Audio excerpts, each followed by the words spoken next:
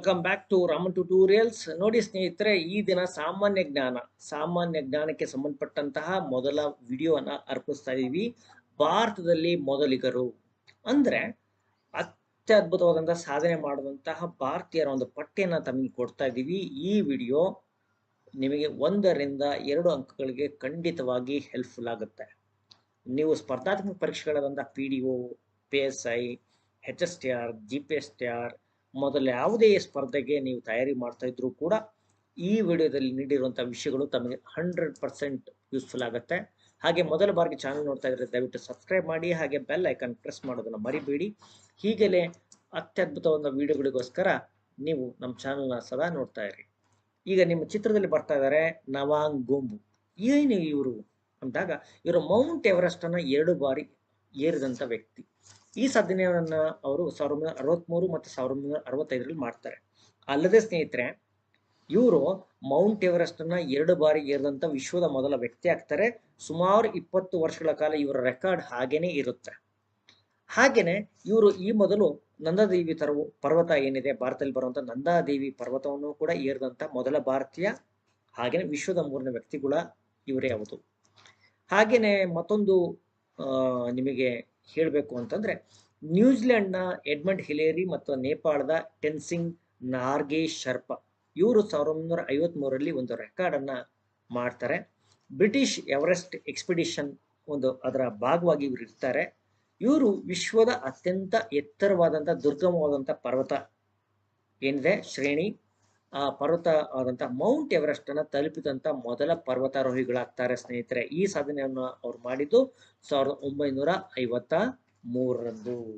ಹಾಗಾದ್ರೆ ಈ ಸಾಧನೆ ಏನಿದೆಯಲ್ಲ, ಈ ಸಾಧನೆಯನ್ನ ತಾವು ತುಂಬಾನೇ ಚೆನ್ನಾಗಿ ನೆನ್ಪಿಡ್ಬೇಕು. ಹಾಗೇನೆ ನೋಡಿ, ಇವರು ಮತ್ತೋರ್ವ ನೇಪಾಳಿ ಪರ್ವತಾರೋಹಿ ಕಾಮಿ ರೀಟಾ ಶರ್ಪಾ.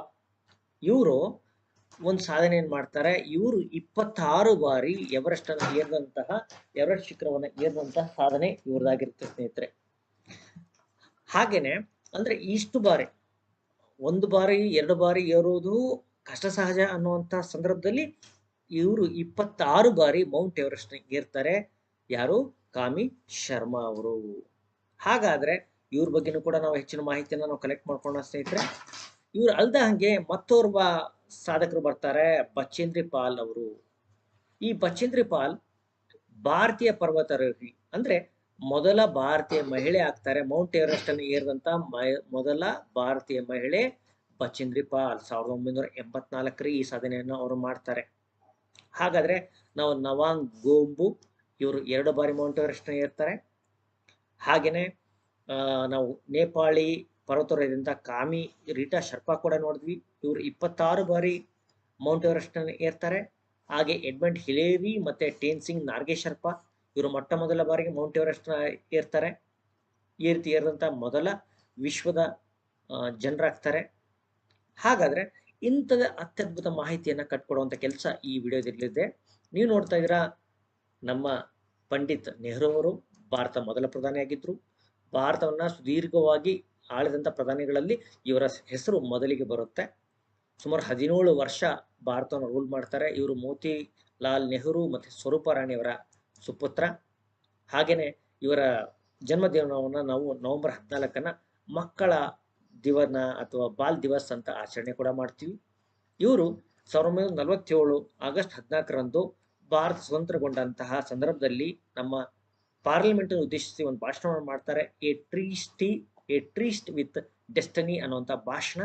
ಇದು ಒಂದು ಅತ್ಯದ್ಭುತ ಭಾಷಣ. ಭಾರತ ಹೇಗೆ ಮುನ್ನಡೆಯುತ್ತೆ ಅನ್ನೋದನ್ನ ಆ ಒಂದು ಭಾಷಣದಲ್ಲಿ ಅವರು ಕಟ್ಟಿಕೊಡ್ತಾರೆ ಸ್ನೇಹಿತರೆ. ಹಾಗೆ ಸಚಿನ್ ತೆಂಡೂಲ್ಕರ್ ಯಾರಿಗೂ ಗೊತ್ತಿಲ್ಲ, ಅತ್ಯಧಿಕ ಸೆಂಚುರಿಗಳನ್ನ ಬಾರಿಸಿದಂತಹ ವಿಶ್ವದ ಅಗ್ರಮಾನ್ಯ ಬ್ಯಾಟ್ಸ್ಮನ್ ಇವರು. ದಂತಕಥೆಯಾದಂತಹ ಕ್ರಿಕೆಟ್ನ ಲೆಜೆಂಡರಿ ಬ್ಯಾಟ್ಸ್ಮನ್ ಡಾನ್ ಬ್ರಾಡ್ಮನ್ ಅವರ ಒಂದು ಸರಿಸ್ ಮಿಗಿಲಿಗೆ ಸಂಬಂಧಪಟ್ಟಂತಹ ವ್ಯಕ್ತಿ ಇವರು. ವಿಶ್ವದ ಅತ್ಯಂತ ಶ್ರೇಷ್ಠ ಆಟಗಾರ. ಇವರನ್ನ ಲಿಟಲ್ ಮಾಸ್ಟರ್ ಅಂತಾರೆ, ಮಾಸ್ಟರ್ ಬ್ಲಾಸ್ಟರ್ ಅಂತಾರೆ. ಓಕೆ. ಹಾಗೇನೆ ಇವರು ಸುಮಾರು ಏನ್ ಮಾಡ್ತಾರೆ ಅಂತಂದ್ರೆ ರೆಕಾರ್ಡ್ ಅನ್ನ ಬಿಲ್ಡ್ ಮಾಡ್ತಾರೆ. ಅತ್ಯಂತ ಕಿರಿಯ ವಯಸ್ಸಿನ ಭಾರತ ರತ್ನವನ್ನು ಪಡೆದಂತಹ ಅತ್ಯಂತ ಕಿರಿಯ ವಯಸ್ಸಿನ ವ್ಯಕ್ತಿಯೂ ಕೂಡ ಇವರು ಹೌದು. ಈ ಸಾಧನೆಯನ್ನು 2014ರಲ್ಲಿ ಮಾಡ್ತಾರೆ. 2014ರಲ್ಲಿ ಭಾರತ ಸರ್ಕಾರ ಇವರಿಗೆ ಭಾರತ ರತ್ನವನ್ನು ಕೊಡೋದ್ರ ಮೂಲಕ ಈ ರೀತಿ ಭಾರತ ರತ್ನ ಪಡೆದಂತಹ ಅತ್ಯಂತ ಚಿಕ್ಕ ವಯಸ್ಸಿನ ವ್ಯಕ್ತಿ ಇವರಾಗ್ತಾರೆ. ಹಾಗೇನೆ ಟೆಸ್ಟ್ ಕ್ರಿಕೆಟ್ಗೆ ಇವರು ಪದಾರ್ಪಣೆ ಮಾಡಿದಂತಹ ಅತ್ಯಂತ ಕಿರಿಯ ಆಟಗಾರ ಕೂಡ, ಭಾರತೀಯದ ಅತ್ಯಂತ ಕಿರಿಯ ಆಟಗಾರ ಟೆಸ್ಟ್ಗೆ ಪದಾರ್ಪಣೆ ಮಾಡಿದವರು ಇವರೇ ಆಗಿರ್ತಾರೆ. ಹಾಗೇನೆ ನಿಮ್ಮ ಚಿತ್ರದಲ್ಲಿ ಕಾಣ್ತಾ ಇದ್ದೀರಿ, ಇವರು ಡಾಕ್ಟರ್ ರಾಜೇಂದ್ರ ಪ್ರಸಾದ್, ಬಾಬು ರಾಜೇಂದ್ರ ಪ್ರಸಾದ್, ಭಾರತದ ಮೊದಲ ರಾಷ್ಟ್ರಪತಿ. 1956ರಲ್ಲೂ ಕೂಡ ಇವ್ರ ನಂತರ ಇವ್ರ ಕಾಲಾವಧಿಯಲ್ಲಿ ಚುನಾವಣೆ ಆಗುತ್ತೆ. 62ರಲ್ಲೂ ಕೂಡ ಚುನಾವಣೆ ಆಗುತ್ತೆ. ಆ ಸಂದರ್ಭದಲ್ಲೂ ಕೂಡ ಇವ್ರು ಏನಾಗ್ತಾರೆ, ಸುಮಾರು ಸತತ 12 ವರ್ಷಗಳ ಕಾಲ ಭಾರತ ರಾಷ್ಟ್ರಪತಿಗಳಾಗಿ ಮುಂದುವರಿತಾರೆ. ಹಾಗೇನೆ 1952ರಿಂದ 62ರವರೆಗೆ ಇವರು ಭಾರತದ ಮೊದಲ ರಾಷ್ಟ್ರಪತಿಯಾಗಿ ಸೇವೆ ಸಲ್ಲಿಸ್ತಾರೆ. 52ರಿಂದ 62ರವರೆಗೆ ಸುಮಾರು 10 ವರ್ಷಗಳ ಅವಧಿಯಲ್ಲಿ, ನಂತರ ಮತ್ತೆರಡು ವರ್ಷಗಳ ಅವಧಿಯಲ್ಲಿ ಅವರು ಭಾರತ ರಾಷ್ಟ್ರಪತಿಯಾಗಿ ಕಾರ್ಯನಿರ್ವಹಣೆ ಮಾಡ್ತಾರೆ. ಇವರಿಗೆ ಭಾರತ ರತ್ನ ಪ್ರಶಸ್ತಿಯನ್ನ 1962ರಲ್ಲಿ ನೀಡಲಾಗುತ್ತೆ. ಇದು ಕೂಡ ತಾವು ನೆನ್ಪಿಟ್ಕೋಬೇಕು. ಇವ್ರು ಯಾರಪ್ಪ ಅಂತ ನಿಮಗೆ ಮನಸ್ಸಲ್ಲಿ ಮೂಡಿರ್ಬೋದು. ಇವರು ಬದ್ರುದ್ದೀನ್ ತ್ಯಾಬ್ಜಿ. ಇವರ ಏನಿದೆ, ಇವರ ಯಾವ ಮೊದಲಿಗರ ಪಟ್ಟಿಯಲ್ಲಿ ಹೇಗೆ ಸ್ಥಾನ ಪಡಿತಾರೆ ಅಂದ್ರೆ, ಮೊದಲ ಮುಸ್ಲಿಂ ಅಧ್ಯಕ್ಷ, ಭಾರತೀಯ ರಾಷ್ಟ್ರೀಯ ಕಾಂಗ್ರೆಸ್ನ ಮೊದಲ ಮುಸ್ಲಿಂ ಅಧ್ಯಕ್ಷ. ಹಾಗಾದ್ರೆ ಇವರು ಮೊಟ್ಟ ಮೊದಲ ಅಧ್ಯಕ್ಷರ ಅಂದ್ರೆ ಮೊಟ್ಟ ಮೊದಲ ಅಧ್ಯಕ್ಷರಲ್ಲ, ಆಕ್ಚುಲಿ ಇವರು ಮೂರನೇವರು. ಆದ್ರೆ ಜನಾಂಗೀಯ ಹಿನ್ನೆಲೆಯಲ್ಲಿ, ಮುಸ್ಲಿಂ ಒಂದು ಜನಾಂಗದ ಹಿನ್ನೆಲೆಯಲ್ಲಿ ಮುಸ್ಲಿಂ ಜನಾಂಗವನ್ನು ಪ್ರಾತಿನಿಧ್ಯ ಮಾಡಿದಂತಹ ಮೊದಲ ವ್ಯಕ್ತಿ ಇವರು, ಭಾರತೀಯ ರಾಷ್ಟ್ರೀಯ ಕಾಂಗ್ರೆಸ್ನ ವ್ಯಕ್ತಿ. ಅಲ್ದ ಹಾಗೆ ಬಾಂಬೆ ಹೈಕೋರ್ಟ್ನ ಮೊದಲ ಬ್ಯಾರಿಸ್ಟರ್ ಕೂಡ ಹೌದು. ಮೊದಲ ಭಾರತೀಯ ಬ್ಯಾರಿಸ್ಟರ್ ಅಂದ್ರೆ ಬದ್ರುದ್ದೀನ್ ತ್ಯಾಬ್ಜಿ ಅವರು. ಹಾಗೇನೆ ನಾನು ಈಗಾಗಲೇ ಹೇಳಿದ್ದೀನಿ, ಮೂರನೇ ಕಾಂಗ್ರೆಸ್ ಅಧ್ಯಕ್ಷರು ಇವರು. ಹಾಗೇನೆ ಬಾಂಬೆ ಹೈಕೋರ್ಟಿನ ನ್ಯಾಯಮೂರ್ತಿಗೂ ಕೂಡ ಇವರು ಅಲಂಕಾರ ಮಾಡಿದ್ದಾರೆ ಹುದ್ದೆಯನ್ನ. ಈ ರೀತಿ ಮಾಡೋದ್ರ ಮೂಲಕ ಮೊದಲ ಭಾರತೀಯರಾಗಿದ್ದಾರೆ. ಬಾಂಬೆ ಹೈಕೋರ್ಟ್ನ ಮುಖ್ಯ ನ್ಯಾಯಾಧೀಶರಾದಂತಹ ವ್ಯಕ್ತಿಗಳ ಸಾಲಿನಲ್ಲಿ ಮೊದಲ ಭಾರತೀಯರು ಇವರು. ಈ ಸಾಧನೆಯನ್ನ ಅವರು 1902ರಲ್ಲಿ ಮಾಡ್ತಾರೆ.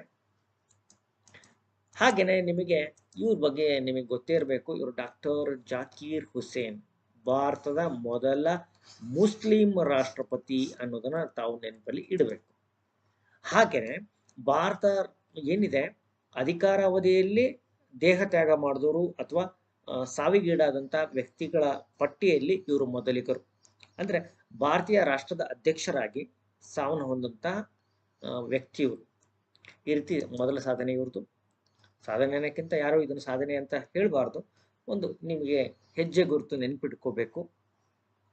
ಯಾವ ಭಾರತೀಯ ಅಧ್ಯಕ್ಷ ಅಂದ್ರೆ ರಾಷ್ಟ್ರಾಧ್ಯಕ್ಷ ಕಚೇರಿಯಲ್ಲಿ ಇರುವಾಗಲೇ ಮರಣ ಹೊಂದಿದ್ರು ಅನ್ನುವಂಥ ಪ್ರಶ್ನೆಗೆ ಇದು ನಿಮಗೆ ಉತ್ತರವಾಗುವಲ್ಲದು. ಇದನ್ನು ಸಾಧನೆ ಅನ್ನೋಕ್ಕಿಂತ ಒಂದು ಹೆಜ್ಜೆ ಗುರುತು ಅಂತ ತಾವು ನೆನ್ಪಿಟ್ಕೋಬೇಕು. ಹಾಗೇನೆ ಜಾಮಿಯಾ ಮಿಲಿಯಾ ಇಸ್ಲಾಮಿಯಾ ಅಂತ ಏನಿದೆ, ಆ ಒಂದು ಸಂಸ್ಥೆಯ ಸಹ ಸಂಸ್ಥಾಪಕರು ಇವರು. ಹಾಗೇನೆ ಡಾಕ್ಟರ್ ಜಾಕಿರ್ ಹುಸೇನ್ ಅವರು ತೆಲಂಗಾಣದವರು ಅನ್ನೋದನ್ನು ನೀವು ಮರಿಬಾರ್ದು ಕೂಡ. ಹಾಗೇನೆ ಇವರು ಬ್ರಿಟಿಷ್ ಅಧಿಕಾರಿ, ಇವರು ಲಾರ್ಡ್ ವಿಲಿಯಂ ಬೆಂಟಿಂಗ್. ಇವರು ಬ್ರಿಟಿಷ್ ಗವರ್ನರ್ ಜನರಲ್, ಮೊದಲ ಬ್ರಿಟಿಷ್ ಗವರ್ನರ್ ಜನರಲ್ ಅಂತ ಇವನ್ನ ಕರೀತಾರೆ. ಈ ಹಿಂದೆ ಬೆಂಗಾಳದ ಗವರ್ನರ್ಗಳಿರ್ತಾರೆ, ಭಾರತಕ್ಕೆ ಒಬ್ಬ ಬ್ರಿಟಿಷ್ ಗವರ್ನರ್ ಇರಲ್ಲ. ಮೊದಲಿದ್ದವ್ರನ್ನೆಲ್ಲ ಬೆಂಗಾಳದ ಗವರ್ನರ್ ಅಂತ ಕರೀತಾರೆ.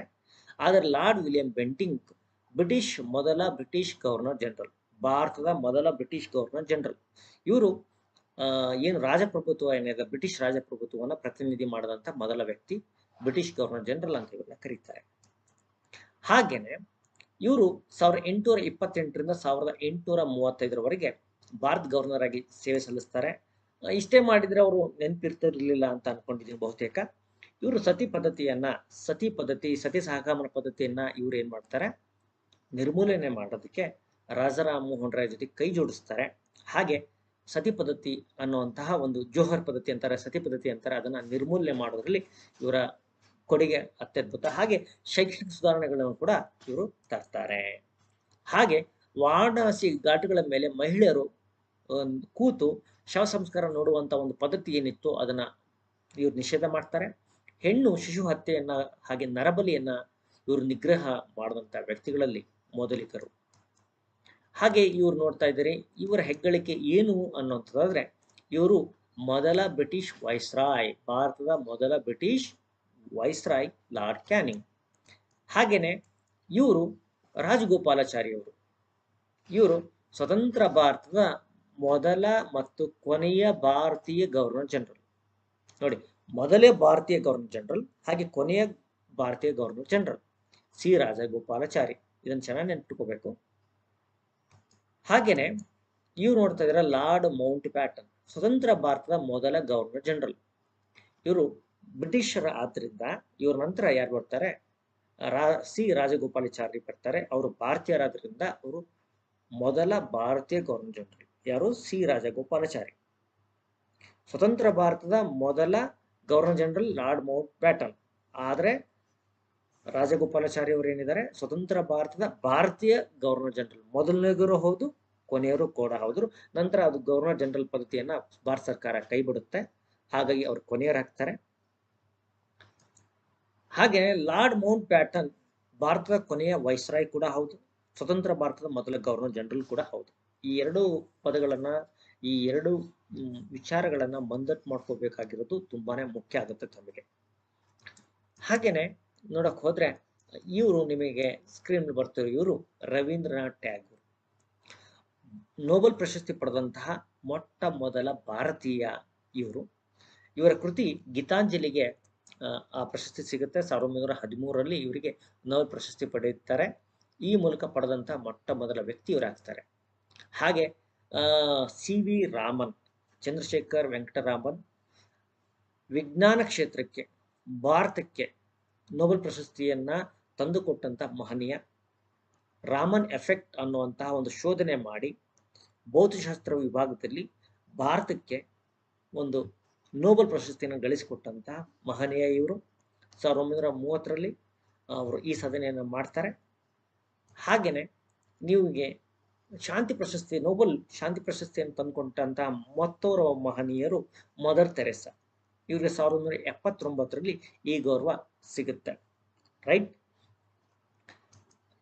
ಹಾಗೇನೆ ಅಮರ್ತ್ಯ ಸೇನ್, ಇವರಿಗೆ 1998ರಲ್ಲಿ ನೋಬೆಲ್ ಪ್ರಶಸ್ತಿ ಸಿಗುತ್ತೆ. 1999ರಲ್ಲಿ ಭಾರತ ರತ್ನ ಕೂಡ ಇವರಿಗೆ ಸಿಗುತ್ತೆ.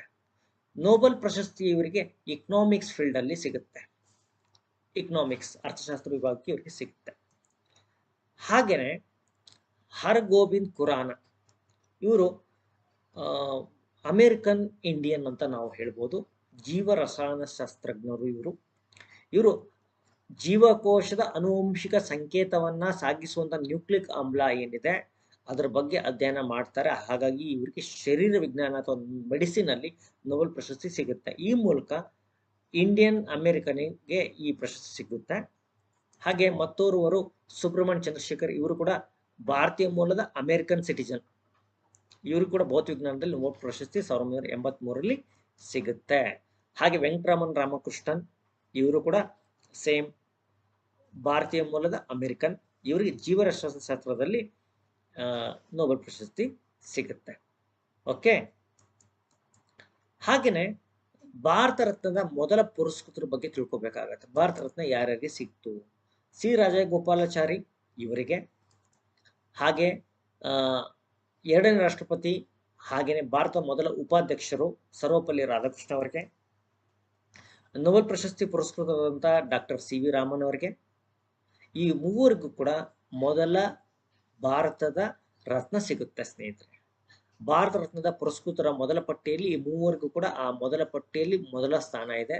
ಸಿ ರಾಜಗೋಪಾಲಾಚಾರಿ, ರಾಧಾಕೃಷ್ಣನ್, ಭೌತಶಾಸ್ತ್ರಜ್ಞ ಸಿ ವಿ ರಾಮನ್. ನಿಮಗೆ ಪ್ರಶ್ನೆ ಹೇಗೆ ಬರ್ಬೋದು ಅಂತಂದ್ರೆ, ಈ ಕೆಳಗಿನ ಯಾವ ವ್ಯಕ್ತಿಗಳಿಗೆ ಅಥವಾ ಈ ಕೆಳಗಿನ ಯಾವ ವ್ಯಕ್ತಿಗೆ ಭಾರತ ರತ್ನ, ಮೊಟ್ಟ ಮೊದಲ ಭಾರತ ರತ್ನ ಲಭ್ಯವಾಗಿಲ್ಲ ಅಂತ ಈ ಪಟ್ಟಿಯಲ್ಲಿ ಮೂವರ ಹೆಸರನ್ನ ಕೊಟ್ಟು ಅಡಿಷನಲ್ ಆಗಿ ಒಂದು ಹೆಸರು ಕೂಡ ಕೊಡಬಹುದು. ಹೀಗೂ ಕೂಡ ಚಾನ್ಸ್ ಇದೆ. ಹಾಗೇನೆ ನಿಮಗೆ ರಾಜಗೋಪಾಲಾಚಾರಿ, ರಾಧಾಕೃಷ್ಣನ್ ಮತ್ತೆ ಸಿ ವಿ ರಾಮನ್ ಇವರ ಮೂವರ ಭಾವಚಿತ್ರ ತಮ್ಮ ಸ್ಕ್ರೀನ್ ಮೇಲೆ ಬರ್ತಾ ಇದೆ. ಇದೆಲ್ಲ ಸಾಧ್ಯವಾಗಿದ್ದು 1954ರಲ್ಲಿ. ಡಾಕ್ಟರ್ ಬಾಬು ರಾಜೇಂದ್ರ ಪ್ರಸಾದ್ ಅವರು ಈ ರೀತಿ ಒಂದು ಕಲ್ಪನೆಯನ್ನು ತರ್ತಾರೆ ಸರ್ಕಾರದ ಎದುರುಗಡೆ, ಒಂದು ಭಾರತ ರತ್ನವನ್ನು ಶುರು ಮಾಡೋಣ ಅಂತ. ಅದರ ಅನ್ವಯವಾಗಿ ಈ ಮೂವರಿಗೆ ಮಹನೀಯರಿಗೆ 1954ರಲ್ಲಿ ಪ್ರಶಸ್ತಿ ಸಿಗುತ್ತೆ. ಹಾಗೆ ನೋಡೋದಾದ್ರೆ ಭಾರತೀಯರ್ ಅಲ್ಲದವರು ಯಾರು ಭಾರತ ರತ್ನವನ್ನ ಪಡೆದವರು ಅನ್ನುವಂಥ ಪ್ರಶ್ನೆ.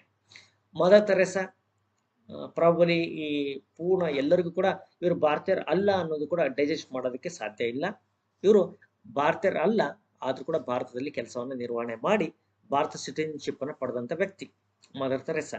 ಹಾಗೆ ಖಾನ್ ಅಬ್ದುಲ್ ಗಫರ್ ಖಾನ್, ಹಾಗೆ ನೆಲ್ಸನ್ ಮಂಡೇಲಾ, ಇವರಿಗೂ ಕೂಡ ಭಾರತ ರತ್ನ ಪ್ರಶಸ್ತಿ ಪಡೆದಿದ್ದಾರೆ. ಇವರು ಭಾರತೀಯ ಮೂಲದವರು ಅಲ್ಲ, ಆದ್ರೆ ಭಾರತದ ಅದರಲ್ಲೂ ಕೂಡ ಮದರ್ ತೆರೇಸಾ ಭಾರತೀಯ ಸಿಟಿಜನ್, ನೆಲ್ಸನ್ ಮಂಡೇಲಾ ದಕ್ಷಿಣ ಆಫ್ರಿಕಾದವರು, ಖಾನ್ ಅಬ್ದುಲ್ ಗಫರ್ ಖಾನ್ ಇವ್ರು ಗಡಿನಾಡ ಗಾಂಧಿ ಅಂತಾರೆ. ಈ ಮೂವರಿಗೂ ಕೂಡ ಮಹನೀಯರಿಗೆ ಭಾರತ ರತ್ನ ಸಿಕ್ಕಿದೆ.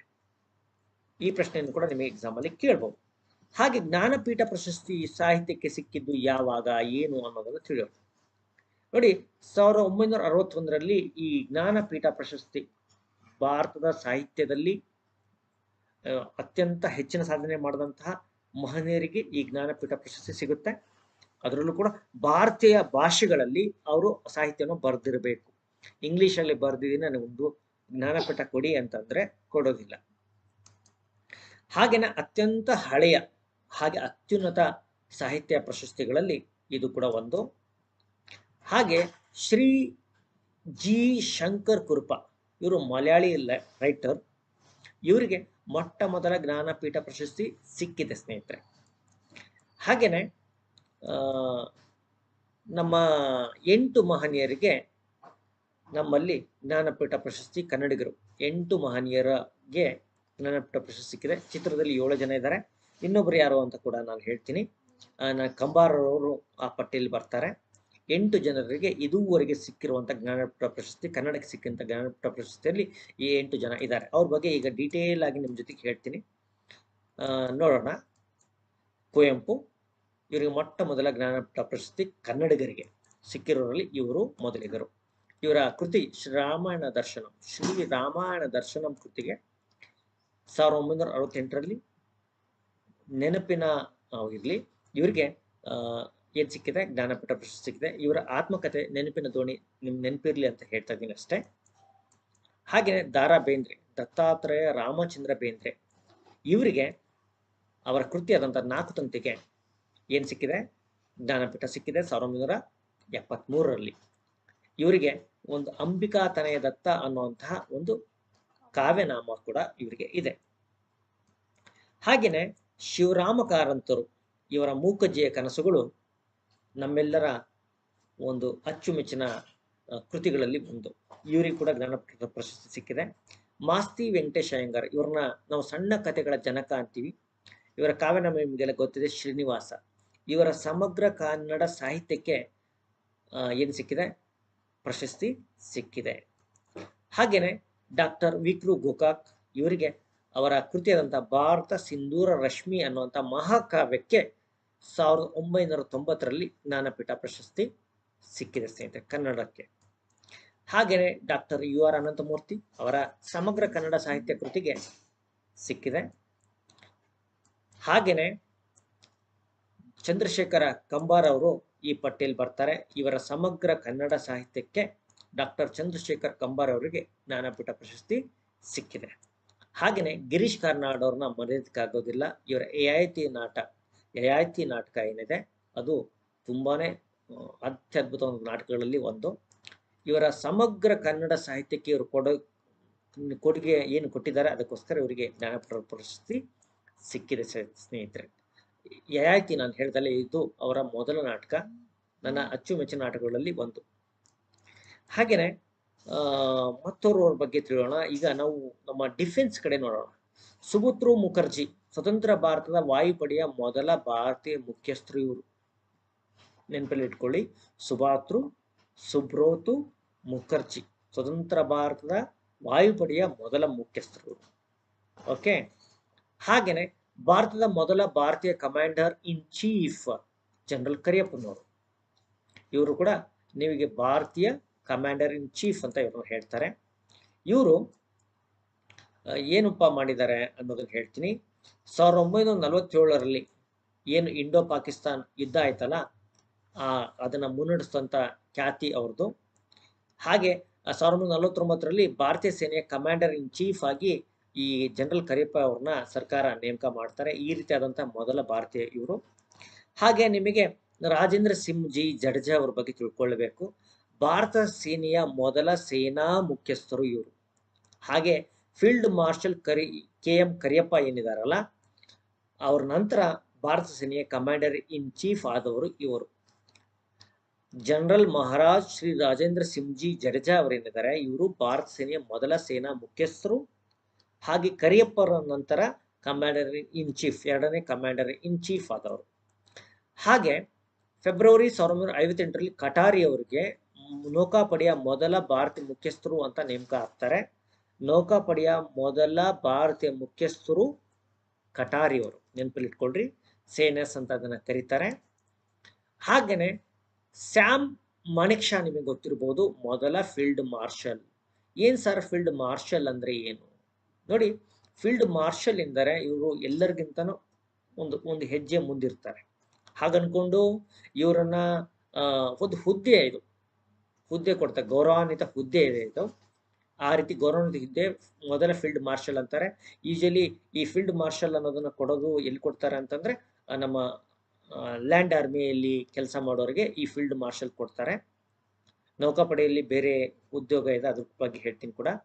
1971ರಲ್ಲಿ ಭಾರತ ಪಾಕಿಸ್ತಾನ ಯುದ್ಧ ಆಗುತ್ತೆ. ಆ ಭಾರತ ಪಾಕಿಸ್ತಾನ ಯುದ್ಧದ 1971ರ ಭಾರತ ಪಾಕಿಸ್ತಾನ ಯುದ್ಧ ಸಮಯದಲ್ಲಿ ಇವರು ಭಾರತೀಯ ಸೇನೆಯ ಸೇನಾ ಮುಖ್ಯಸ್ಥರಿರ್ತಾರೆ.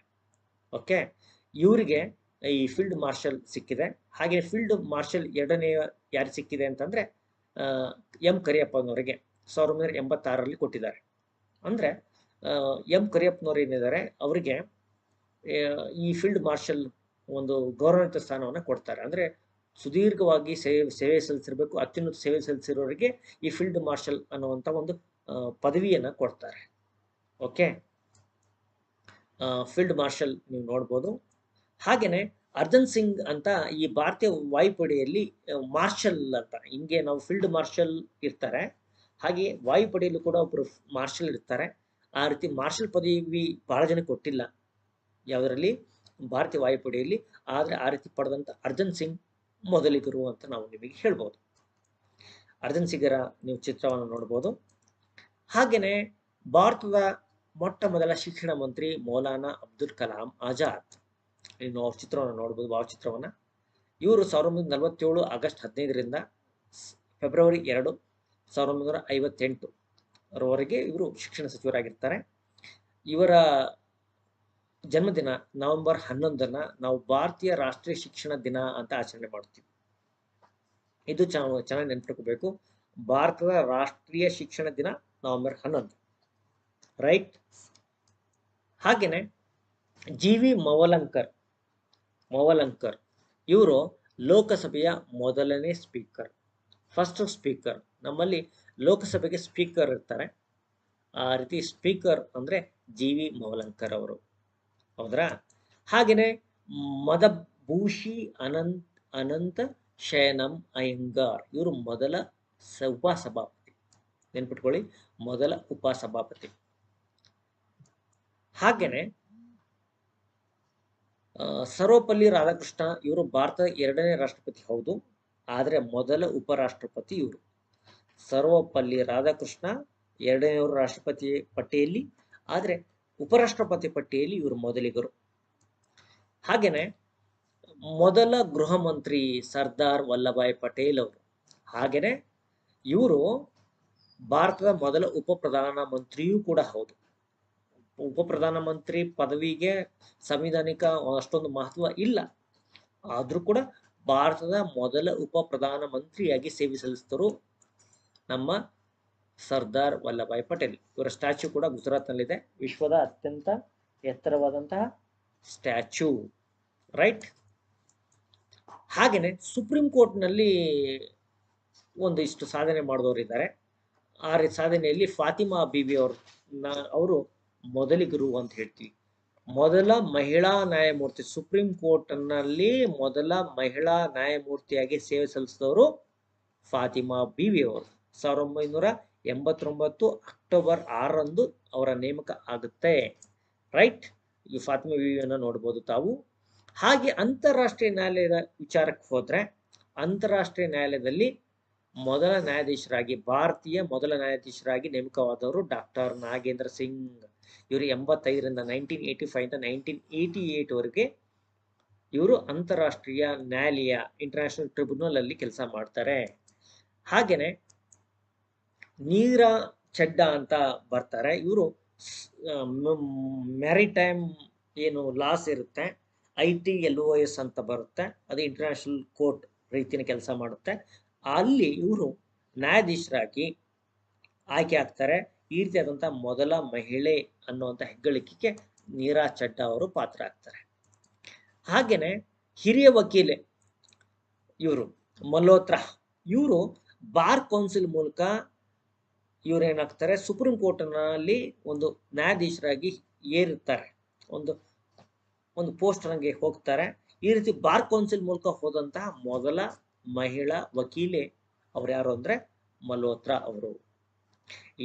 ಹಾಗಾದ್ರೆ ಈ ಸುಪ್ರೀಂ ಕೋರ್ಟ್ ನ ಏರಿದಂತಹ ಫಾತಿಮಾ ಬಿವಿ ಯಾರು ಅಂತಂದ್ರೆ ಈ ಸರ್ಕಾರ ನೇಮಕ ಮಾಡುತ್ತೆ, ಸರ್ಕಾರ ಒಂದು ನೇಮಕ ಮಾಡುತ್ತೆ. ಆದ್ರೆ ಒಂದು ಬಾರ್ ಕೌನ್ಸಿಲ್ ಮೂಲಕ ಹೋದಂತರು ಇವರು ಮಲ್ಹೋತ್ರಾ ಅವರು. ಹಾಗೆ ಅನ್ನಾ ಚಾಂಡಿ ನಿಮಗೆ ನೆನಪಿರಬೇಕು, ಭಾರತದಲ್ಲಿ ಮೊದಲ ಮಹಿಳಾ ನ್ಯಾಯಾಧೀಶರು ಅನ್ನಾ ಚಾಂಡಿ ಅವರು. ಸ್ವತಂತ್ರ ಪೂರ್ವ ಕಾಲದಲ್ಲಿ, ಸ್ವತಂತ್ರ ಬರುವ ಮೊದಲು ಇವರು 1937ರಲ್ಲಿ ಅನ್ನಾ ಚಾಂಡಿ ಅವರು ಏನಾಗ್ತಾರೆ, ಮೊದಲ ಮಹಿಳಾ ನ್ಯಾಯಾಧೀಶರು ಆಗ್ತಾರೆ. ಹಾಗೆ ನಂತರ ಹೈಕೋರ್ಟ್ ನ್ಯಾಯಾಧೀಶರು ಕೂಡ ಆಗ್ತಾರೆ. ಹಾಗಿಡೋದಾದ್ರೆ ಎಮಿಲಿ ಮರ್ಫಿ ಅಂತ ಅವರು ಬ್ರಿಟಿಷ್ ನ್ಯಾಯಾಧೀಶರು ಬರ್ತಾರೆ, ಲೇಡಿ. ಅವರ ನಂತರ ಸ್ಥಾನ ಇವರಿದೆ. ಅವರು ಎಮಿಲಿ ಮರ್ಫಿ ಅವರು ಬ್ರಿಟಿಷ್ ಸಾಮ್ರಾಜ್ಯದ ಮೊದಲ ಮಹಿಳಾ ನ್ಯಾಯಾಧೀಶರಾದ್ರೆ, ಅನ್ನಾ ಚಾಂಡಿ ಅವರು ಭಾರತದ ಮೊದಲ ಮಹಿಳಾ ನ್ಯಾಯಾಧೀಶರು ಇವರು.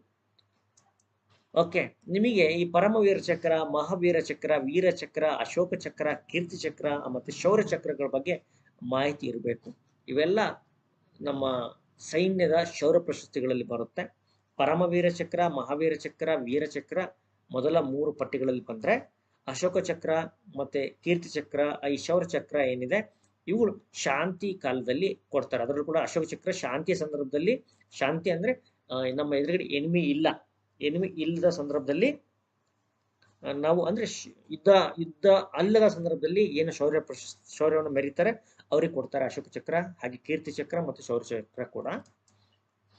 ಹಾಗಾದ್ರೆ ಈ ನೀರಜ್ ಬನೋಟಾ ಬಗ್ಗೆ ನಿಮಗೆ ಗೊತ್ತಿರಬೇಕು, ನಾನು ಅವ್ರ ಬಗ್ಗೆ ಹೇಳ್ತೀನಿ.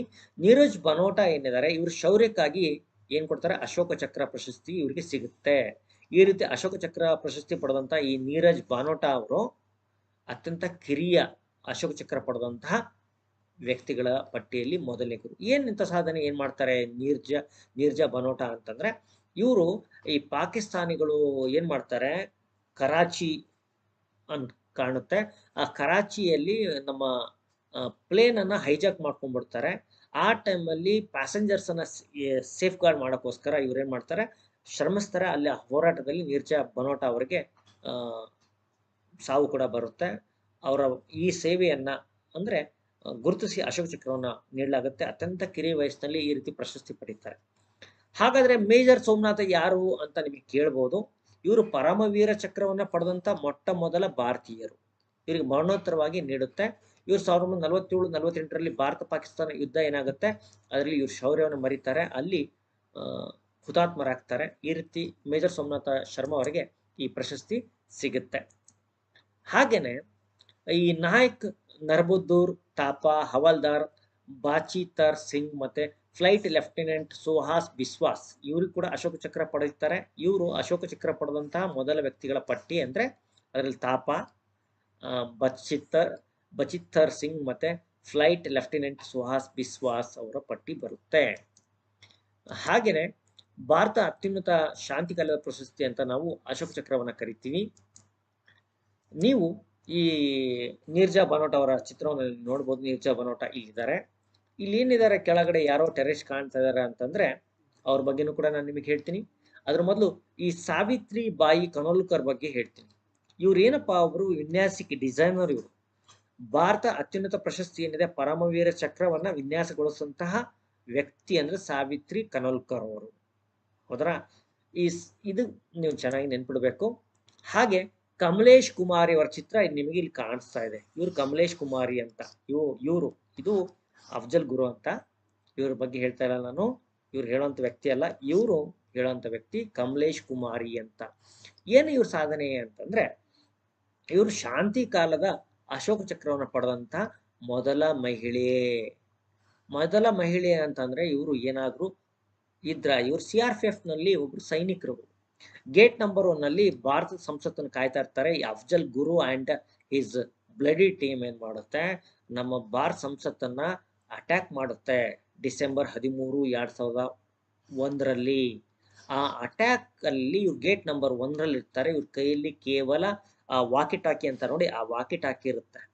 ವಾಕಿ ಟಾಕಿ ಇಟ್ಕೊಂಡು ಇದ್ದವರಿಗೆ ಅಂತ ಏನ್ ಬಂತು ಅಂದ್ರೆ, ಯೂಶಲಿ ವಾಕಿ ಟಾಕಿ ಇರುತ್ತೆ, ಹೆಣ್ಮಕ್ಳು ಲೇಡಿ PC ಅಂತ ತಕ್ಷಣ ನಮ್ಮಲ್ಲಿ ದೊಡ್ಡ ಗೌರವ ಏನಿರಲ್ಲ. ಅವ್ರಿಗೆ CRPF ಘಟಕದಲ್ಲಿ ಅವ್ರು ಕೆಲಸ ಮಾಡ್ತಿರ್ತಾರೆ. ಇವ್ರಿಗೆ ವಾಕಿ ಟಾಕಿ ಗೇಟ್ ನಂಬರ್ 1ನಲ್ಲಿ ಇರ್ತಾರೆ. 5 ಟೆರರಿಸ್ಟ್ಗಳು ಭಾರತ ಸಂಸತ್ತನ್ನು ಅಟ್ಯಾಕ್ ಮಾಡಿದಾಗ ಇವ್ರೇನ್ ಮಾಡ್ತಾರೆ, ತಮ್ಮ ವಾಕಿ ಟಾಕಿ ಮೂಲಕ ಆ ಗೇಟ್ ನಂಬರ್ 11 ನಲ್ಲಿ ಇರೋರಿಗೆ ಹೇಳ್ಬೇಕಾಗಿರುತ್ತೆ. ವಾಕಿ ಟಾಕಿ ಸರಿಯಾಗಿ ಕೆಲಸ ಮಾಡಲ್ಲ ಅಂತ ಇವ್ರೇ ಮಾಡ್ತಾರೆ.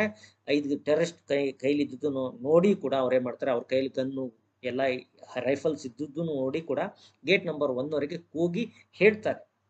ಹೇಳಿದಾಗ ಅವನು ಅವೇರ್ನೆಸ್ ಬರುತ್ತೆ, ಅಲರ್ಟ್ ಆಗ್ತಾನೆ. ಅಲರ್ಟ್ ಆಗಿ ಅಲ್ಲಿಂದ ಶೂಟ್ಔಟ್ ಮಾಡಿದಾಗ ಒಬ್ಬ ಏನಂತಾರೆ ಗನ್ ಈ ಬಾಂಬ್ಗಳೆಲ್ಲ ಇಟ್ಕೊಂಡ್ಬರ್ತಾನೆ ನೋಡಿ, ಸುಸೈಡ್ ಬಾಂಬರ್, ಅವನನ್ನ ಹೊಡೆದು ಕೆಡುತ್ತಾರೆ. ಸುಸೈಡ್ ಬಾಂಬರ್ ಅಲ್ಲೇ ಮಲ್ಕೊಂಡ್ಬಿಡ್ತಾನೆ, ಸತ್ತು ಮಲಗ್ತಾನೆ.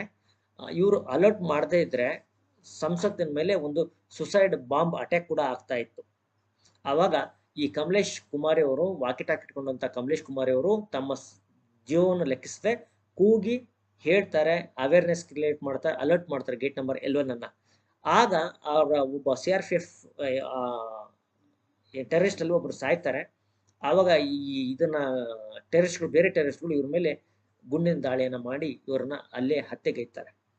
ಹತ್ಯೆಗೈದರಲ್ಲಿ ಈ ಹತ್ಯೆಯಲ್ಲಿ ಇವ್ರು ಸಾಯ್ತಾರೆ. ಇವ್ರು ಗುಂಡೇಟು ತಿಂದು ಸಾಯ್ತಾರೆ. ಸಾಯೋ ಮೊದಲು ಟೆರರಿಸ್ಟ್ಗಳ ಬಗ್ಗೆ ಅಲರ್ಟ್ ಮಾಡ್ತಾರೆ. ಮುಂದೆ ಅಫ್ಜಲ್ ಗುರುಗೆ ಶಿಕ್ಷೆ ಆಗುತ್ತೆ. ಅದು ದೊಡ್ಡ ಇತಿಹಾಸ ಇದೆ. ಈ ಅಫ್ಜಲ್ ಗುರು ಬಹಳ ಜನಕ್ಕೆ ದೇವರು ಕೂಡ ಹೌದು. ಇರ್ಲಿ. ಸೆಪ್ಟೆಂಬರ್ 5, 1986ರಂದು ಕರಾಚಿಯಲ್ಲಿ, ನಾನು ಆಗ್ಲೇ ಇದನ್ನೆಲ್ಲ ಹೇಳಿದ್ದೀನಿ, ಕರಾಚಿ ನೀರ್ಜಾ ಬನೋಟಾರ್ ಬಗ್ಗೆ ನಾನು ಹೇಳುವಾಗ ಈ ಮಾಹಿತಿ ಹೇಳಿದ್ದೀನಿ. ಈ ಕರಾಚಿ ನಿಲುಗಡೆ ಅಂದ್ರೆ ಅಲ್ಲಿ ಪ್ಲಾಟ್ಫಾರ್ಮ್ ಮೇಲೆ ನಮ್ಮ ವಿಮಾನ ನಿಂತಾಗ ಅವ್ರು ಹೈಜಾಕ್ ಮಾಡ್ತಾರೆ. ಹೈಜಾಕ್ ಮಾಡುವಾಗಲಿ ಪ್ಯಾಸೆಂಜರ್ ಪ್ರಾಣ ಉಳಿಸೋಕ್ಕೋಸ್ಕರ ನೀರ್ಜ್ ಬನೋಟ್ ಅವ್ರು ಕೆಲಸ ಮಾಡ್ತಾರೆ ಅಂತ ನಾನು ಈಗಾಗಲೇ ಹೇಳ್ಬಿಟ್ಟಿದ್ದೀನಿ. ಓಕೆ. ಈಗ ನಾವು 3 ಶೌರ್ಯ ಪ್ರಶಸ್ತಿಗಳ ಬಗ್ಗೆ ತಿಳ್ಕೊಂಡಿದ್ವಿ. ಅದರಲ್ಲಿ ಮಹಾವೀರ ಚಕ್ರ, ಪರಮವೀರ ಚಕ್ರ, ಮಹಾವೀರ ಚಕ್ರ ಮತ್ತು ವೀರಚಕ್ರ ಬಗ್ಗೆ ಹೇಳಿದ್ವಿ. ಇದನ್ನ 26 ಜನವರಿ 1950ರಂದು ಭಾರತ ಸರ್ಕಾರ ಸ್ಥಾಪನೆ ಮಾಡುತ್ತೆ. 1947 ಆಗಸ್ಟ್ 15ಕ್ಕೆ ಇದೆಲ್ಲ ಜಾರಿಗೆ ತರಲಾಗುತ್ತೆ. ಆದ್ರೆ ಅಲ್ಲಿಂದ 3 ವರ್ಷ ಬೇಕಾಗುತ್ತೆ. ಮಿತಾಲಿ ಮಧುಮಿತಾ ಅವರು ಭಾರತೀಯ ಸೇನೆಯಲ್ಲಿ ಶೌರ್ಯ ಪ್ರಶಸ್ತಿ ಪಡೆದಂತ ಮೊದಲ ಮಹಿಳಾ ಅಧಿಕಾರಿ ಅನ್ನೋದನ್ನ ನೀವು ನೆನ್ಪಿಟ್ಕೋಬೇಕು. ಮಿತಾಲಿ ಮಧುಮಿತಾ, ರೈಟ್. ಹಾಗೆ ಈ NK ರಾಜು ಅವರು ಚಿತ್ರ ಇಲ್ಲಿ ನಾನು ನಿಮಗೆ ಆಗ್ಲಿ ಹೇಳಿಲ್ಲ, ಈಗ ಹೇಳ್ತಾ ಇದ್ದೀನಿ. ಜೂನ್ 11, 1948ರಲ್ಲೂ ಇವರು ಜಮ್ಮು ಕಾಶ್ಮೀರದಲ್ಲಿ ಕಾರ್ಯಾಚರಣೆಯಲ್ಲಿ ಕೆಲಸ ಮಾಡ್ತಿರ್ತಾರೆ NK ರಾಜು ಅವರು. ಆ ಸಂದರ್ಭದಲ್ಲಿ ಅವರ ಶೌರ್ಯ ಪರಾಕ್ರಮದಿಂದ ಹತರಾಗ್ತಾರೆ. ಆಗ ಅವರಿಗೆ ಮೊದಲ ಮಹಾವೀರ ಚಕ್ರ ಸಿಗುತ್ತೆ ಸ್ನೇಹಿತರೆ. ಮೊದಲ ಮಹಾವೀರ ಚಕ್ರ NK ರಾಜು ಅವರ ಪಾಲಾಗುತ್ತೆ. ಅವರು 1948 ಜೂನ್ 11ರಲ್ಲಿ ಏನು ಶೌರ್ಯ ವ್ಯಕ್ತಪಡಿಸ್ತಾರೆ ಅದರಿಂದಾಗಿ. ಹಾಗೇನೆ ಫೆಬ್ರವರಿ 26, 2010ರಂದು ಅಫ್ಘಾನಿಸ್ತಾನ ಕಾಬೂಲ್ನಲ್ಲಿ ಭಯೋತ್ಪಾದಕರು ಏನ್ ಮಾಡ್ತಾರೆ, ಭಾರತೀಯ ರಾಯಭಾರಿ ಕಚೇರಿ ಮೇಲೆ ದಾಳಿ ಮಾಡ್ತಾರೆ. ಅಫ್ಘಾನಿಸ್ತಾನದಲ್ಲಿ ಭಾರತೀಯ ರಾಯಭಾರ ಕಚೇರಿ ಮೇಲೆ ಭಯೋತ್ಪಾದಕರು ದಾಳಿ ಮಾಡ್ತಾರೆ 2010ರಲ್ಲಿ. ಈ ಸಂದರ್ಭದಲ್ಲಿ ಲೆಫ್ಟಿನೆಂಟ್ ಕರ್ನಲ್ ಮಿತಾಲಿ ಮಧುಮಿತಾ ಅವರು ಏನ್ ಮಾಡ್ತಾರೆ, ಶೌರ್ಯವನ್ನ ತೋರಿಸ್ತಾರೆ. ಆ ಸಂದರ್ಭದಲ್ಲಿ ಅವರಿಗೆ, ಈ ಮಿತಾಲಿ ಮಧುಮಿತಾ ಅವರಿಗೆ ಭಾರತೀಯ ಸೇನೆಯಲ್ಲಿ ನೀಡಲಾಗುವಂತ ಶೌರ್ಯ ಪ್ರಶಸ್ತಿಯನ್ನ ನೀಡಲಾಗುತ್ತೆ 2011ರಲ್ಲಿ. ಈ ರೀತಿ ಶೌರ್ಯ ಪ್ರಶಸ್ತಿ ಪಡೆದಂತಹ ಮೊದಲ ಮಹಿಳೆ ಅವರಾಗ್ತಾರೆ. ಅವ್ರ ಚಿತ್ರವನ್ನು ತಾವು ನೋಡ್ಬೋದು. ಯಾರು ಇವರು ಪುನೀತ್ ಅರೋರಾ ಅಂದ್ರೆ ನಿಮಗ್ ಕಾಣ್ತಾ ಇದ್ದಾರೆ ನೋಡಿ. 3 ಸ್ಟಾರ್ ಬಡ್ತಿ ಹೆಣ್ಮಕ್ಳಿಗೆ ಸಿಗದೆ ಇಲ್ಲ ನಮ್ಮ ಮಿಲಿಟರಿಯಲ್ಲಿ, ಇರೋರ ಸಂಖ್ಯೆನ ಕಡಿಮೆ ಇತ್ತು. ಹಾಗಾಗಿ ಹಾಗಾಗಿ ಈ ರೀತಿ 3 ಸ್ಟಾರ್ ಬಡ್ತಿ ಪಡೆದಂತ ಮೊದಲ ಮಹಿಳೆ ಇವರಾಗಿದ್ದಾರೆ. ಹಾಗೇನೆ ಸುಕುಮಾರ್ ಸೇನ್ರ ಬಗ್ಗೆ ನಿಮಗೆ ಗೊತ್ತೇ ಇರಬೇಕು. ಸುಕುಮಾರ್ ಸೇನ್ರು ಭಾರತದ ಮೊದಲ ಮುಖ್ಯ ಚುನಾವಣಾ ಆಯುಕ್ತರು. ಹಾಗೇನೆ ಸುಡಾನ್ ಅಲ್ಲಿ ಕೆಲಸ ಮಾಡುವಂತಹ ಮೊದಲ ಮುಖ್ಯ ಚುನಾವಣಾ ಆಯುಕ್ತರು ಕೂಡ ಅವರು. ಸುಡಾನ್ ದೇಶಕ್ಕೂ ಕೂಡ ಸೇವೆ ಸಲ್ಲಿಸಿದ್ದಾರೆ ಸುಕುಮಾರ್ ಸೇನ್. ರೈಟ್. ಹಾಗೇನೆ ಈ ರಾಮಾದೇವರು ಯಾಕೆ ಬಂತು? ಇವರು ನಮ್ಮ ಕರ್ನಾಟಕ ರಾಜ್ಯಪಾಲ ಕೆಲಸ ಮಾಡಿದಾರಲ್ಲ, VS ರಾಮಾದೇವಿ ಅವರು. ಇವರು ಭಾರತದ ಮುಖ್ಯ ಚುನಾವಣಾ ಆಯುಕ್ತರಾಗಿ ನೇಮಕಗೊಂಡಂತ ಮೊದಲ ಮಹಿಳೆ, ಭಾರತೀಯ ಮಹಿಳೆ VS ರಾಮಾದೇವಿ. ನೀವು ನೆನಪಲ್ಲಿ ಇಡಬೇಕು. ಹಾಗೇನೆ ಭಾರತ ಚುನಾವಣಾ ಆಯೋಗದ ಬಗ್ಗೆ ನಾವು ಹೇಳ್ತಾ ಇದೀವಿ ಅಂದ್ಮೇಲೆ ಅದ್ರ ಬಗ್ಗೆ ಒಂದಿಷ್ಟು ಮಾಹಿತಿ ಬೇಕಲ್ವೇನ್ರಿ? ಅದಕ್ಕೆ ಹೇಳ್ತಾ ಇದೀನಿ ನೋಡಿ. ಇದು ಸಾಂವಿಧಾನಿಕ ಸಂಸ್ಥೆ. ಭಾರತ ಚುನಾವಣಾ ಆಯೋಗ ಏನಿದೆ, ಇದು ಕಾನ್ಸ್ಟಿಟ್ಯೂಷನಲ್ ಬಾಡಿ ಅಂತಾರೆ. ಇದು ಜನವರಿ 25, 1950ರಲ್ಲಿ ಇದು ಸ್ಥಾಪನೆ ಆಗುತ್ತೆ. ಈ ಜನವರಿ 26ರನ್ನ ನಾವು ರಾಷ್ಟ್ರೀಯ ಮತದಾರರ ದಿನ ಅಂತ ಆಚರಣೆ ಮಾಡ್ತೀವಿ. ಯಾಕಂದ್ರೆ ಸ್ಥಾಪನೆ ಆಗೋ ದಿನ ಜನವರಿ 25, ನೆನಪಲ್ಲಿ ಇಡಬೇಕು ತಾವುಗಳು. ಇದು ಕಾನೂನು ಮತ್ತು ನ್ಯಾಯ ಸಚಿವಾಲಯ ಏನಿದೆ ಅದರ ಅಂಡರ್ ಅಲ್ಲಿ ಕೆಲಸ ಮಾಡುತ್ತೆ. ಆರ್ಟಿಕಲ್ 324 ಇಂದ ಇದರ ಪವರ್ ಅನ್ನ ಅದು ತಗೊಳ್ಳುತ್ತೆ. ಆರ್ಟಿಕಲ್ 324 ಅದಕ್ಕೆ ಪವರ್ ಅನ್ನ ನೀಡುತ್ತೆ ಎಲ್ಲಾ ರೀತಿ ಚುನಾವಣೆಗಳು ನಡೆಸೋದಕ್ಕೋಸ್ಕರ. ಪ್ರಧಾನ ಕಚೇರಿ ಎಲ್ಲಿದೆ ಅಂದ್ರೆ ಇದನ್ನು ನಿರ್ವಾಚನ ಸದನ ಅಂತಾರೆ. ಪ್ರಧಾನ ಕಚೇರಿ ಅಶೋಕ ರಸ್ತೆ, ನವದೆಹಲಿಯಲ್ಲಿ ಇದೆ ಸ್ನೇಹಿತರೆ. ಹಾಗೆ 2014ರಲ್ಲಿ ನೋಟವನ್ನ ಫಸ್ಟ್ ಟೈಮ್ ಇಂಟ್ರೊಡ್ಯೂಸ್ ಮಾಡ್ತಾರೆ. ನೋಟ ನಿಮಗೆ ಗೊತ್ತಿದೆ, ನೋ ವೋಟ್ ಫಾರ್ ನಥಿಂಗ್ ಅಂತ, ಯಾರಿಗೂ ಕೂಡ ನಾನು ವೋಟ್ ಕೊಡಲ್ಲ ಅಂತ ಹೇಳುವಂತ ಒಂದು ಚಿಹ್ನೆ. ಅದನ್ನ 2014ರಲ್ಲಿ ಮೊದಲ ಬಾರಿಗೆ ತರ್ತಾರೆ. ಓಕೆ. ಹಾಗೇನೆ 2015ರಲ್ಲಿ ಪೇಪರ್ ಬ್ಯಾಲೆಟ್ ಅಲ್ಲಿ ಇದು ಬರುತ್ತೆ. ಇದನ್ನ Ahmedabad national institute of design ಇದೆ, ಅದು ಚಿಹ್ನೆನ ಡೆವಲಪ್ ಮಾಡುತ್ತೆ. ಅದ್ರ ಬಗ್ಗೆ ಗೊತ್ತಿರಲಿ ಅಂತ ಹೇಳ್ತಾ ಇದ್ದೀನಿ. ಹಾಗೆ EVMs ಬಗ್ಗೆ ದೊಡ್ಡ ಗೋಳು ನಿಮಗೆ ಕೇಳಿಸ್ತಾ ಇದ್ರಿ. EVM ವಿದ್ಯುನ್ಮಾನ ಮತಯಂತ್ರಗಳು ಅಂತ. ಇದನ್ನ ಮೊಟ್ಟ ಮೊದಲ ಬಾರಿಗೆ ಬಳಕೆ ತಂದು ಕೇರಳ ರಾಜ್ಯದ ವಿಧಾನಸಭೆಯಲ್ಲಿ 1982ರಲ್ಲಿ. ಈಗ EVM ಮೂಲಕನೇ ಎಲೆಕ್ಷನ್ಸ್ಗಳು ನಡೀತಾ ಇದೆ. ಹಾಗೆ ನೋಡಕ್ ಹೋದ್ರೆ ಇಷ್ಟು ದೊಡ್ಡ ಪ್ರಮಾಣದಲ್ಲಿ EVM ಗಳನ್ನ ಬಳಸುವಂತಹ ಪ್ರಪಂಚದ ಮೊದಲ ದೇಶ ಭಾರತ. ಹಾಗೇನೆ ಈ ನೀತಿ ಸಂಹಿತೆ ಅಂತ ಕೇಳ್ತಾ ಇರ್ತೀರಿ. ಕೋಡ್ ಆಫ್ ಕಂಡಕ್ಟ್ ಅಂತ ಹೇಳ್ತಾರೆ. ಇದನ್ನ ಮೊಟ್ಟ ಮೊದಲ ಬಾರಿಗೆ 1971ರಲ್ಲಿ 5ನೇ ಲೋಕಸಭೆ ಚುನಾವಣೆಯಲ್ಲಿ ಮೊದಲ ಬಾರಿಗೆ ಜಾರಿಗೆ ತರಲಾಯಿತು. ಇದನ್ನ ಮಾಹಿತಿ ನಿಮಗೆ ಗೊತ್ತಿರಲಿ. ಹಾಗೇನೆ ಈ ಎಪಿಕ್ ಕಾರ್ಡ್, ವೋಟರ್ ಕಾರ್ಡ್ಗಳನ್ನು ಕೊಡೋದಿದೆ ನೋಡಿ. ವೋಟರ್ ಕಾರ್ಡ್ಗಳನ್ನ ಕೊಡೋದು ಯಾವಾಗ ಶುರು ಮಾಡಿದ್ದು ಅಂದ್ರೆ 1993ರಲ್ಲಿ ಈ ಎಪಿಕ್ ಕಾರ್ಡ್ಗಳನ್ನ ಕೊಡುವಂತ ಕೆಲಸ ಮಾಡ್ತಾ ಇತ್ತು. 2004ರಲ್ಲಿ ಎಲೆಕ್ಷನ್ಗೆ ಅದು ಕಂಪಲ್ಸರಿ ಆಯ್ತು. 1993ಯಲ್ಲಿ ಎಪಿಕ್ ಕಾರ್ಡ್ಗಳನ್ನ ಶುರು ಮಾಡಲಾಯಿತು. 2004ರಲ್ಲಿ ಎಪಿಕ್ ಕಾರ್ಡ್ಗಳನ್ನ ಕಡ್ಡಾಯ ಮಾಡಲಾಯಿತು. ಅದುವರೆಗೆ ಏನ್ ಕೊಡ್ತಾ ಇದ್ರು ಅಂದ್ರೆ ರೇಷನ್ ಕಾರ್ಡ್ಗಳ ಮೂಲಕ ರೇಷನ್ ಕಾರ್ಡ್ ತೋರಿಸಿ ವೋಟ್ ಹಾಕ್ಬೇಕಾಗಿತ್ತು. ಎಪಿಕ್ ಕಾರ್ಡ್ಗಳು 1993ರಲ್ಲಿ ಫಸ್ಟ್ ಟೈಮ್, 2004ರಲ್ಲಿ ಕಂಪಲ್ಸರಿ ಮಾಡಲಾಯಿತು. ಹಾಗಾದ್ರೆ ಏನ್ ಮಾಹಿತಿ, ಇದು ಏನ್ ತೋರಿಸ್ತಾ ಇದ್ರಿ ಸರ್ ಅಂತಂದ್ರೆ, ಇದು ತಮಗೋಸ್ಕರ ಮುಂದಿನ ದಿನಗಳಲ್ಲಿ ಬರುವಂತ ಒಂದು ಮಾಹಿತಿ. ಏನ್ ಮಾಹಿತಿ ಅನ್ನೋದನ್ನ ಅಪ್ಡೇಟ್ ಮಾಡ್ತೀನಿ. ನಾವು ಮೊದಲ ಭಾರತೀಯ ಮಹಿಳೆಯರ ಬಗ್ಗೆ, ಅಂದ್ರೆ ಭಾರತೀಯ ಮಹಿಳೆಯರ ಬಗ್ಗೆ ಸಾಧನೆ ಮಾಡಿದಂತ ಮೊದಲ ಭಾರತೀಯ ಮಹಿಳೆಯರ ಬಗ್ಗೆ, ಅವರ ಯಶೋಗಾಥೆಯ ಬಗ್ಗೆ ನಾವೇನ್ ಮಾಡೋಣ, ಮುಂದಿನ ತರಗತಿಯಲ್ಲಿ ನಾವು ಡಿಸ್ಕಸ್ ಮಾಡೋಣ ಸ್ನೇಹಿತರೆ. ಓಕೆ, ಮತ್ತೆ ಸಿಗೋಣ. Let's meet in next class. Thank you so much.